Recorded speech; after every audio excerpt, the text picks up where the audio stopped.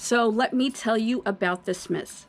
Mr. and Mrs. Smith, they were super excited because they finally made the decision to sell their home. After going ahead and retiring, they thought about their future plans and they said, you know what, now's the best time. Go ahead, move closer to the kids and the grandchildren. So they decided to hire Agent X. Agent X came in, of course, got the listing. They were super excited because initially they had a lot of people coming by, a lot of buyers, a lot of activity, and then nothing. And weeks go by and now months go by and still nothing. They are super bummed out because all their future plans have now gone out the window. I don't want you to be Mr. or Mrs. Smith. If you are, or if you know somebody who was, like the Smiths, I want you to take about 5 minutes of your time, watch this video. Let me explain to you the main reasons why your home might not have sold successfully the first time around and what you could do about it after this.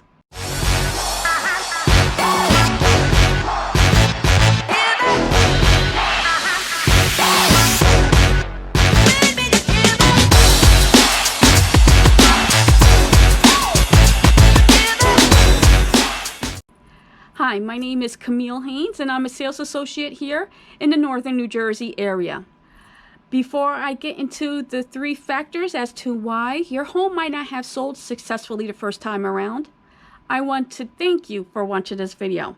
And I'm going to ask you in return if you could please subscribe to my channel. I look forward to providing you with a lot of great content for any potential home buyers and home sellers in the area on how to have a great real estate transaction. So let's get to it. 3 factors as to why your home might not have sold successfully the first time around. Number 1 is access to the property. The easier it is for a potential home buyer to get in your home, the better it is for you. So every time that phone rings and somebody is requesting to show the property, if you are fully cooperative, awesome. You're well on your way to having a successful sale. But if you are a seller who only allows showings every other Tuesdays and Thursdays with an odd number, plus the full moon, and don't forget you got to crate your dog because you can't have the dog running around. Houston, we have a problem. We want to make sure you have an open door policy. So that means anytime somebody wants to come in, you let them in. Like I said, easy access will hopefully draw any prospective buyers in and hopefully will get you a quick offer.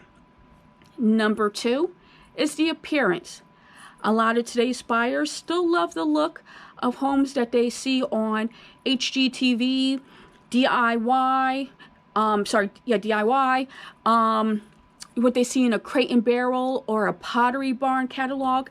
That aesthetic is still definitely appealing to any home buyer. So we want to make sure your home looks as close to possible as, to that look. So that means the personalizing, of course, getting rid of any of your pictures, having nice clean linens in the bathrooms and in the kitchen, that in the bedrooms as well, that match, things like that. Of course, decluttering, getting rid of your knickknacks and your tchotchkes. You don't want anybody touching them anyway. And honestly, since you're moving, you might as well start packing. So the simpler it is, nice clean look, the better it will be for you. We want your home to look as close as possible to a model property. And the third thing, which is probably the hardest one for me to say and the one that the sellers typically don't want to hear, blah, blah, blah, but it's the truth, it is the price. So if you're pretty relatively close with at least a number that the market might agree with, then you're going to have some showings at your home. It's not going to be drips and drabs. You're going to have probably a relatively steady flow. You might have actually received offers that for one reason or another you just did not come into agreement with. That happens. But if you're really having limited, minimal, no showing activity, then you need to sit down and take a an honest look and have an honest conversation with yourself as well as the agent on how to price this home properly. You don't want, I know it's tempting to go for a nice lofty number, but is it worth the time, the aggravation, the days of having to clean up with nothing? Is it worth it? You know, what is the trade-off to you? So I want you to, like I said, have a conversation or, you know, discussion with yourself about that too. But I would love, of course, to hear your comments. Please make them down below this video. I do check my comments frequently. Also, if you'd like to reach out to me, need my help, feel free to reach out to me. My contact information will be at the end of this video. Once again, my name is Camille, and I want to thank you so much for watching my video, and stay safe. Take care.